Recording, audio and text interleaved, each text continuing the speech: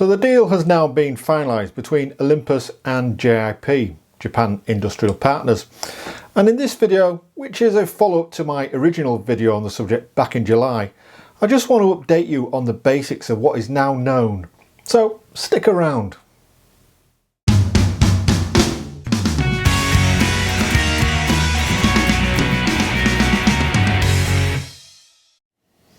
Now then, good to be with you all again. And yeah, I know, I'm a little bit late to this party. There's already been a host of other videos on the subject, but I wanted to do a little bit more research prior to recording this. As you might expect, there's quite a bit of complexity in some of the details notified so far. And I want to give you some of those details rather than just painting a rosy or gloomy picture.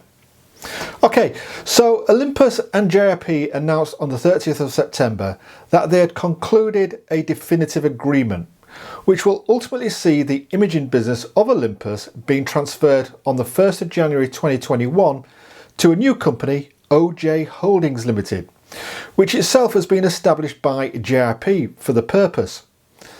Now, the transfer is going to take place in three parts.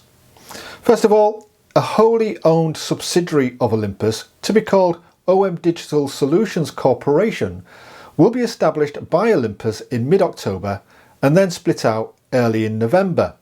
OM Digital Solutions will have a total of 20 shares, of which 19 will then be transferred to OJ Holdings on the 1st of January. Olympus will therefore retain one share in the new company, or 5%. And whilst it's nice to see Olympus retaining a stake in the new company, if things stay as they are, they're not really going to be able to exert much clout with only 5% voting rights. So what's included in the deal? Well, OM Digital Solutions will comprise Olympus's global imaging division, which includes not only the camera and lens business, but also binoculars and audio recording devices. The new company will retain the global support function for the imaging business, including items previously made and sold by Olympus itself, which is great news for all of us with existing Olympus kit. Existing warranties, etc. are also going to be honoured. Also, apparently, being retained is the brand Olympus itself on the imaging equipment, at least for the time being, which is contrary to what was being reported back in July. The new company also retains the restructured R&D and manufacturing structure, which includes the fabrication plant in Vietnam. And the new company's intention is to consolidate manufacturing into Vietnam, for the medium term at least. This means that lens production at Olympus's facility in Nagano, Japan will eventually be moved to Vietnam as well. But in the interim, whilst things are being set up in Vietnam, the current manufacturing arrangements will be maintained, with the new company effectively outsourcing production of the lenses manufactured at Nagano back to Olympus. Now, I suspect one of the reasons lens production is being moved out of Japan, apart from cost, is because the facility at Nagano is also used to produce equipment for other Olympus divisions and is therefore not part of the deal. As to R&D, JIP have made a number of statements providing a commitment to continue to develop products that take advantage of the Micro Four Thirds system, and have highlighted that their policy is not to significantly change the outline of the current products, whatever that means. There's also a commitment that the current roadmap will also be honoured. So in reality, you shouldn't see much change going forward, in the short term anyhow. But of course, ultimately, we do want to see some differences moving forward. We want to see new cameras, new sensors, and whilst there are lots of statements from JIP that they want to continue to develop products for professional photographers and hobbyists, will they actually be able to deliver on this?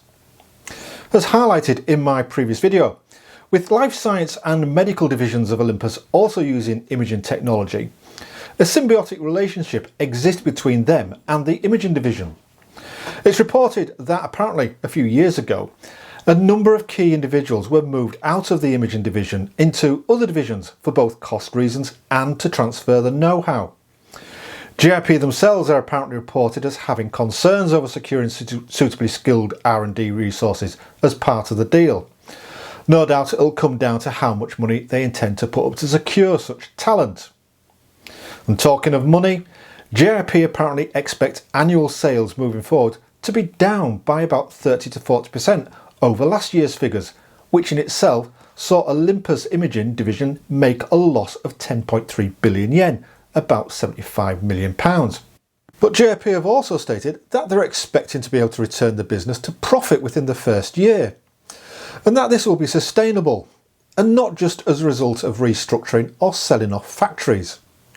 So the big question is, how on earth are they going to achieve this, with fewer sales and given that for the last 3 years Olympus made a loss with the imaging division?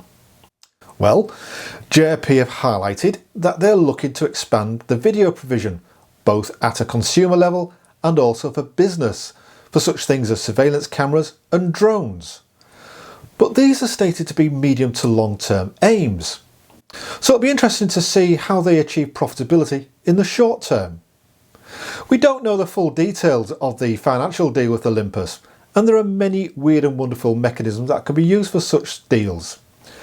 But JIP seem confident that they can achieve what Olympus failed to do, and that is make a profit on the imaging business.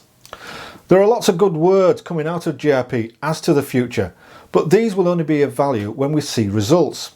And the next camera release will be the telling point as to how the future actually stands. But this might not be until about 2023 at the earliest for the next EM model.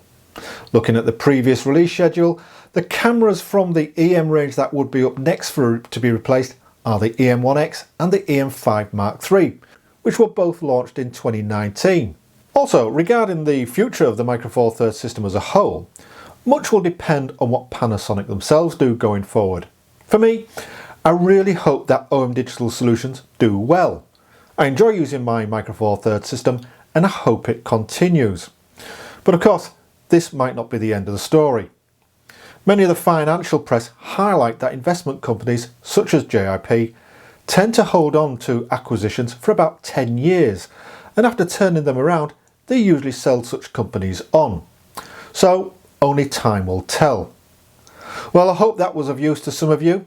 Thank you ever so much for watching. Until next time, take care, and in these mad times, stay safe. TTFN, ta-ta for now.